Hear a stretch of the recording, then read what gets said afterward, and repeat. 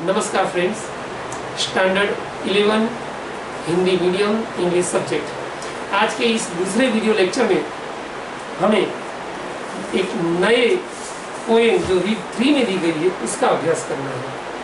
Poem का title आपको पता है, the secret of the machines, यानी कि मशीन यंत्रों का रहस्य। पोएट का नाम है रुडयार्ड किपलिंग। हाँ, थोड़ा नाम ऑकवर्ड है लेकिन ध्यान से देखो, रुडयार्ड किपलिंग। अब इस पोएम में क्या बताया गया है, तो हम बात करें तो इस पोएम जो है, जो काव्य है, वो काव्य में मशीनों को किस तरीके से ऑपरेट किया जाता है वो हमें बताया गया है। मशीन कौन कौन से कार्य में वपराश उसका होता है वो हमें बताया गया है।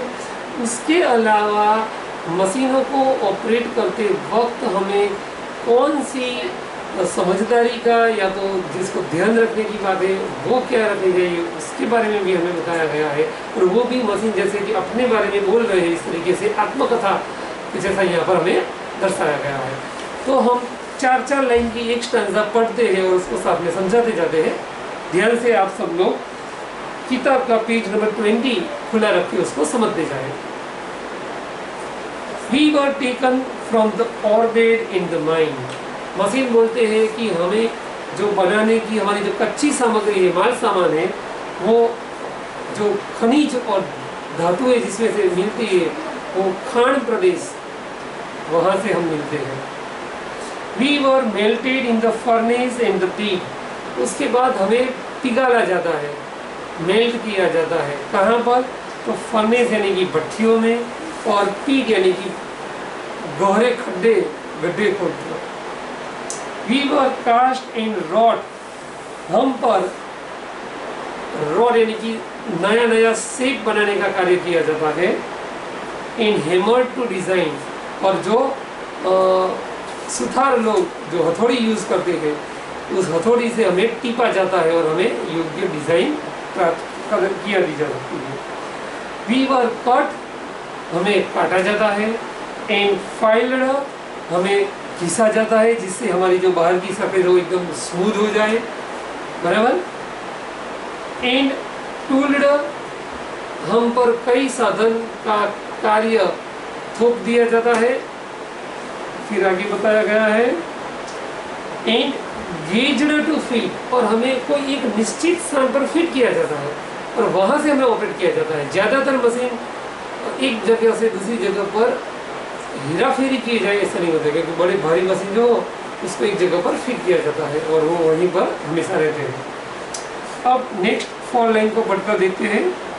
सम वाटर, ऑल एंड गिल्स, थोड़ा पानी चाहिए, ऑल यानी कौसा चाहिए, और तीसरा क्या बोला है हमें, पानी कौसा, और इसमें बोला है तीसरा कि अपना एड्रेस जिसको बोलते हैं कि वो सभी चीज़ें की हमें जरूरत पड़ती है। And 1,000th of an inch to give us play। अब मशीन बताते हैं कि हमें ऑपरेट करते वक्त थोड़ा हमें हिलने जुलने की जगह चाहिए। अब हिलने जुलने के लिए उनको कितनी जगह चाहिए, बहुत विशाल नहीं है, 1 इंच के भी 1000वां भाग, 1000 भाग, इतनी छोटी सी स्पेस उनको चाहिए ऑपरेट करने के लिए, मतलब। तो यहाँ पर हमें इस तरीके से बताया गया है कि उनको कितनी जगह चाहिए होती है। अब आगे देखिए जो कि नेक्स्ट लाइन में बताया गया है।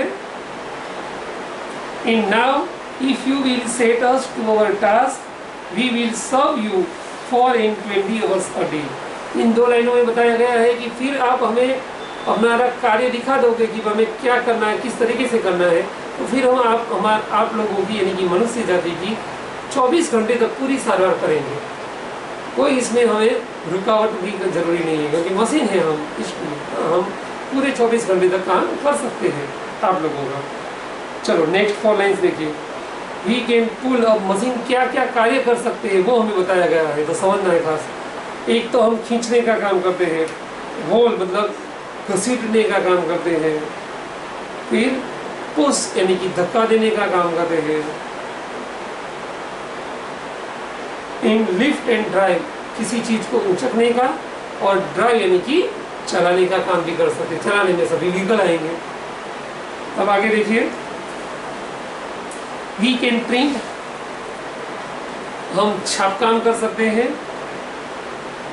प्रिंट के बाद है प्लाव, यानी कि खेत में हल चलाने जैसा कार्य कर सकते हैं, जो ट्रैक्टर की मदद से हम करते हैं वो। उसके बाद है खेतर खेतने की बात।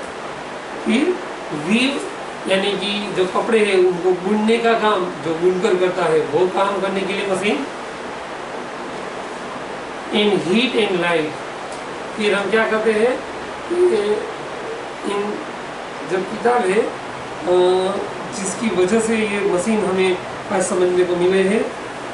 मशीन का दूसरा कार्य गर्मी प्राप्त करने का हीट और लाइट यानी कि प्रकाश देने का भी होता है। अब आगे देखो, we can run and race and swim and fly and dive.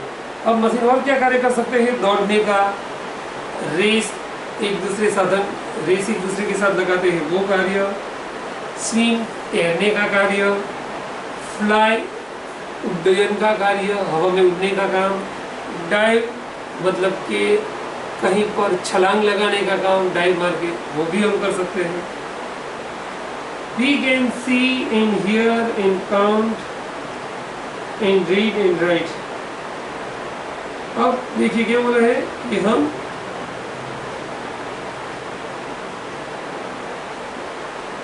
इसे कहा गया है कि we can see and hear and count and read and write। हम और क्या काम कर सकते हैं? देखने का कार्य करने के लिए टेलीस्कोप है तो टेलीस्कोप। फिर आगे देखिए हियर यानी कि सुनने का काम करने के लिए वो सुनने का मशीन आता है वो। फिर हम ईयर प्लग या तो हेडफोन यूज़ करते हैं वो भी इसमें आ सकते हैं। फिर इसमें आगे बात की गई है काउंट गिनती करने के साधन, कंप्यूटर कैलकुलेटर वो। और दूसरे साधनों में क्या बताया गया है हमें? तो स्विम तैरने का, रीड एंड राइट लिखने का और पढ़ने का साधन, जिसे पेन बुक सब आ सकती है, चश्मे भी आ सकते हैं। बट रिमेंबर, अब मशीन जो है ना वो मानव जात को थोड़ी इंस्ट्रक्शन यानी कि सूचना देना चाहते हैं।